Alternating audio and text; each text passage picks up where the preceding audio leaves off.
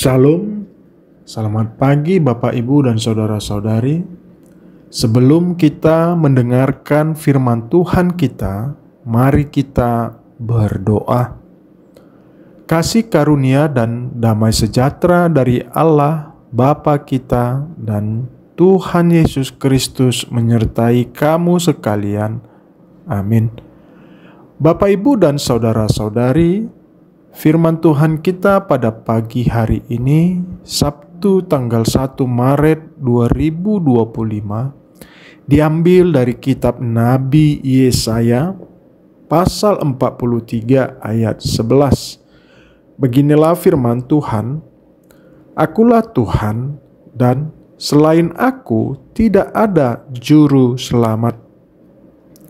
Bapak Ibu dan Saudara-saudari yang terkasih, Yesaya 43 adalah bagian dari penghiburan dalam kitab Yesaya yang berisi janji-janji Tuhan untuk membebaskan umat Israel dari penderitaan mereka. Pada saat itu, Israel berada dalam keadaan penindasan dan pembuangan di Babilonia. Allah berjanji untuk menyelamatkan mereka dan membawa mereka kembali ke tanah mereka. Dikatakan, "Akulah Tuhan." Pernyataan ini menggarisbawahi keberadaan Tuhan sebagai satu-satunya Tuhan yang benar. Ini menegaskan bahwa Tuhan adalah sumber segala kekuatan dan kehidupan, dan tidak ada yang setara dengannya. Dan selain aku tidak ada juru selamat.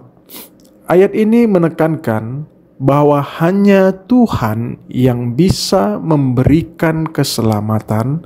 Dalam konteks ini, istilah juru selamat mengacu pada Tuhan yang akan menyelamatkan Israel dari penindasan dan membawa mereka kembali ke tanah mereka. Ini juga mengindikasikan bahwa tidak ada kekuatan atau dewa lain yang bisa menyelamatkan umat manusia selain Tuhan. Ayat 11 menekankan eksklusivitas Tuhan dalam hal keselamatan. Dalam banyak konteks, orang sering mencari penyelamatan atau perlindungan dari banyak sumber lain, misalnya kekuatan politik, militer, atau bahkan dewa-dewa bangsa lain pada zaman itu. Namun melalui Yesaya 43 ayat 11, Allah menegaskan bahwa keselamatan sejati hanya datang darinya, dan hanya Dia yang layak disebut juru selamat.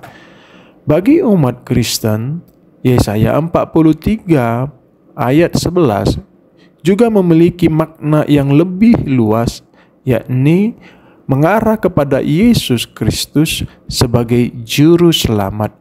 Umat Kristen percaya bahwa Yesus adalah perwujudan dari penyelamatan yang dijanjikan oleh Tuhan dalam Perjanjian Lama, sehingga ayat ini sering dipahami dalam kerangka keyakinan Kristen bahwa Yesus adalah satu-satunya juru selamat manusia.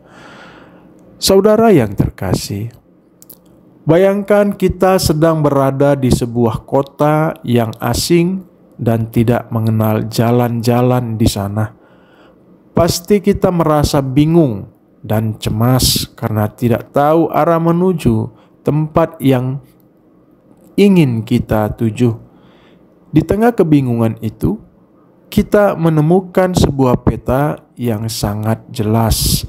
Namun, peta tersebut hanya berguna jika kita memiliki seseorang pemandu yang tahu jalan. Tanpa pemandu, peta itu tidak akan memberi kita arah yang tepat. Begitu juga dalam kehidupan kita. Kita sering merasa seperti berada di kota asing, menghadapi masalah dan tantangan yang tidak kita pahami. Peta kehidupan kita adalah firman Tuhan. Namun hanya dengan Yesus sebagai juru selamat, kita dapat memahami arah yang benar dan keluar dari kesulitan. Seperti peta yang memerlukan pemandu, hidup kita memerlukan Tuhan untuk memberi kita arah yang tepat. Di tengah kekelaman dunia yang penuh dengan keputusan sulit, kita diingatkan untuk mengandalkan Tuhan sepenuhnya. Dia adalah satu-satunya juru selamat yang tahu jalan, memberi petunjuk, dan memberikan pertolongan yang kita butuhkan. Ketika kita merasa bingung atau terjebak, ingatlah bahwa Tuhan tidak pernah meninggalkan kita, selalu siap memberikan petunjuk-Nya. Amin. Mari kita berdoa. Tuhan yang Maha Kuasa, kami bersyukur karena Engkau adalah satu-satunya sumber keselamatan dalam hidup kami. Terima kasih atas kasih karunia-Mu yang begitu besar, yang sudah memberikan kami keselamatan melalui Yesus Kristus. Kami berdoa agar Engkau senantiasa mengingatkan kami untuk selalu mengandalkan-Mu dalam setiap aspek kehidupan kami dan tidak mencari keselamatan di tempat lain. Bimbinglah kami untuk hidup sesuai dengan kehendak-Mu dan menikmati kedamaian yang hanya dapat ditemukan dalam Engkau.